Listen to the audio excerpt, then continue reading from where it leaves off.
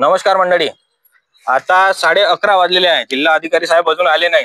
हप्त्यातून 2 दिवस भेटायचे आणि 2च तास भेटू शकता तुम्ही त्यांना. या प्रकारची परिस्थिती आहे. आता मी तुम्हाला पुढचं दाखवतो काय झालं इथे. तुम्ही कोणाला भेटायला आले इथं? जिल्हाधिकारी साहेब. तुम्ही कोणाला भेटायला आले? जिल्हाधिकारी साहेब. तुम्ही काका तुम्हाला जिल्हाधिकारी साहेबांना भेटायला आले ना? बघा इथे सगळे बसून आहे, जिल्हा अधिकारी साहेबांची वाट पाहत आणि जिल्हा अधिकारी साहेब नाही आहे. काका तुम्ही कोणाला भेटायला आले? कलेक्टर साहेबांना.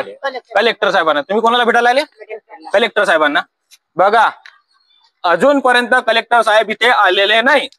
या प्रकारची अवस्था इथे झालेली आहे. जर कलेक्टर हा प्रकार करत असन, जिल्हा अधिकारी साहेब हा प्रकार करत असन, तर बाकीच्या विभागामध्ये काय परिस्थिती असन हे तुम्ही समजू शकता. याचं उत्तर मला कमेंटच्या माध्यमातून सर्व जनतेने द्यावं. त्यांना माझी हात जोडून नम्र विनंती.